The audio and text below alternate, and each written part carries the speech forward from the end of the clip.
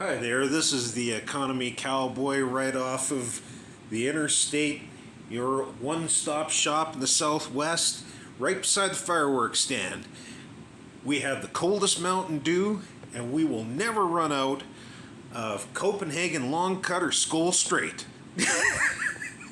I thought that you might like that reward, Audacity. You made that comment about it being a southwestern store. And when I think of cowboy shit, every cowboy I know drinks Mountain Dew and dips Copenhagen Long Cut or Skull Straight. And oddly enough, either drives an F-250 with a flat deck or a 1990s Toyota Corolla. Why, I don't know. Anyhow, VG10 Animal Mother, you had made the your video on long guns there, and a really good video. I have kind of, I don't know if I've mentioned this before, but I've kind of went all over the place with my taste in long guns. Like, you know, I've had Mini 14s. I've had Craig Jorgensen rifles. I've had, you know, Winchesters in 30-30. I've had Savages even in like 22 Savage, and like, yeah, on and on and on. I could go and I could probably, as I go, kind of think of more things, but like I say, because I do the type of hunting I do, and I kind of nerd out on rounds, and that's kind of why I shoot what I shoot. Before I really started to nerd out, I shot for many years 308. I got a really good deal on a Parker Hale 308. I bought it from a guy he was having a lot of health issues, so he was selling off his guns and stuff like that, and I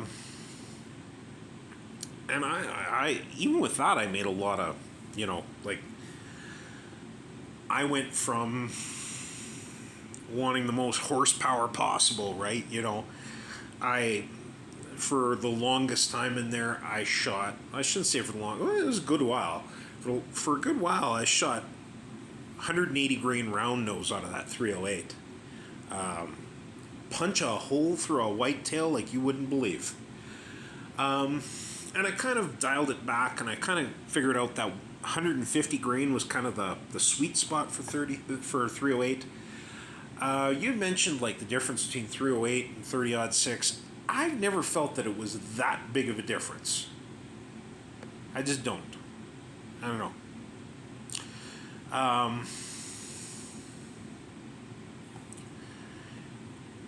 The one nice thing with 30 caliber is that 30 caliber, if you're a hand loader, there's a lot of cool options for it. Particularly in the rounds that don't have that are lead free. Like Barnes makes those triple shock bullets, and they're a really good bullet. And with a 30 caliber, you have where you can have a long enough bullet to make it heavy enough, you know. So there's some merit to it. I always find that 30 caliber ballistically, I guess, is okay, but doesn't really do anything that really wows me. And I always feel like the recoil you get for what it does also doesn't impress me. Not to say it's bad. I don't know. The calculations in my brain, that's what I come up with. And then they're probably stupid, but they're mine. But I come from an interesting background with firearms. Like,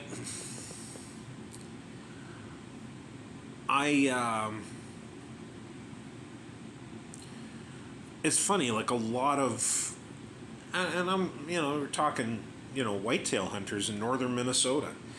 And so there was like a wide range of, like, especially like my grandparents' generation was lots of 30-30. There was actually some of them that shot for 444 marlin for whitetail. Yeah.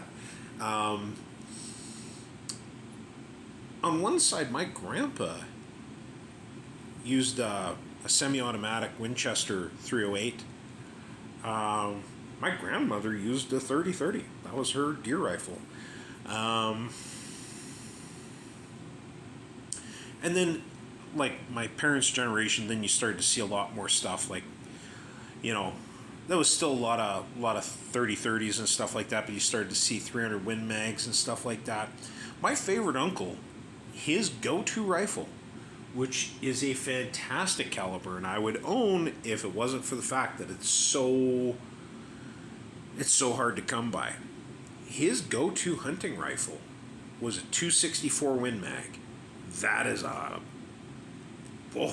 rifle whoops ass. And then my on the other side, my grandfather was like obsessed with small rifles. Like he thought a 25-20 was like the deer rifle. But I mean, he was a guy who he would go into the woods dressed head to toe in wool and shoot deer at 20-25 yards in the neck. So it just depends, right? Like everybody's got their thing. You'd mentioned with shotguns, I'm kind of snobbish on shotguns. I would not recommend somebody get a Mossberg. Now, if you pick up a Mossberg and you shoot it like a champ, good for you. I find that Mossbergs don't have enough drop at the heel and the comb for me, so they're not for me.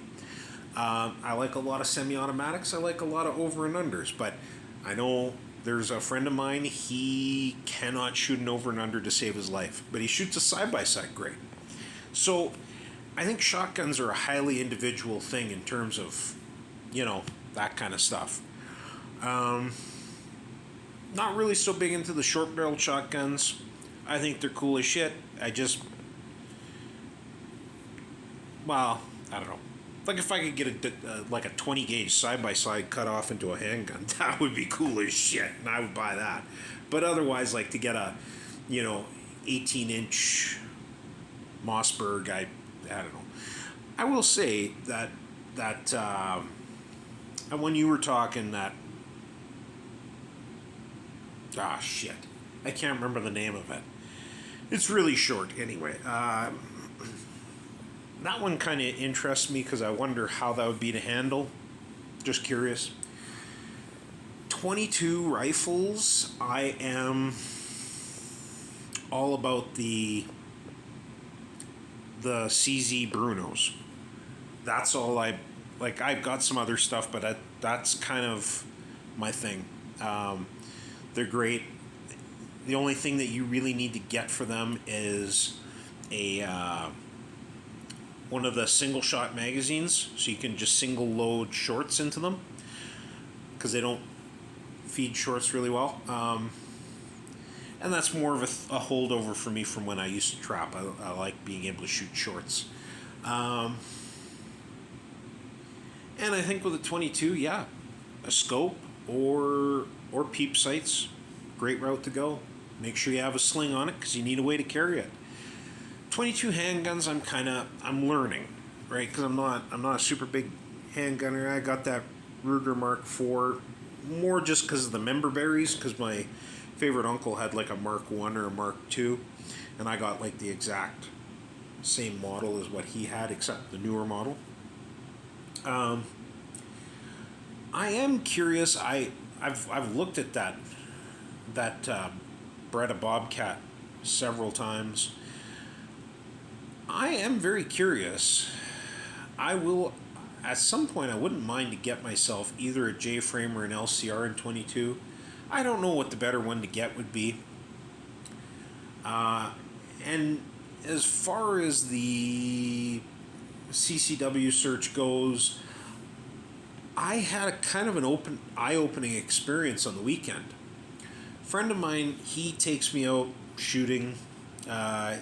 He's a he actually works the gun counter at a sporting goods store. And I asked him, I said, so what do you think of, the Smith & Wesson Model 642? And he goes, and he tells me, he's like, he goes, I'm a revolver guy. He goes, but he goes, I think you could do better. So he puts we go out to the desert, we go shooting, and he puts a Taurus G3C in my hands. And that thing, I was at 30 yards. He had like an 8-inch self-healing target, and it was almost like I couldn't miss with that thing. It was really impressive. The other one he had too that was actually pretty impressive for its size was a Ruger LCP. The first time I shot it, I did have one bobble because it's so small that I kind of limp wristed it. But once I got used to that, to having it, something that small and how to hold it, it went really well. But yeah, the only concern I have with that Taurus is the fact that I don't know, it might be hard to find a holster for it, but my word, man, that thing, for such a small concealable gun, that thing shoots like a house of fire. I didn't expect that. And I was actually kind of thinking maybe I should scour the pawn shops for an LCP because they go cheap, and sometimes they put them on sale at the local sporting goods store where for under $200 you get the gun and a couple boxes of ammunition, I think. I don't know. But yeah, so I think that covers everything. Anyhow, everyone take care.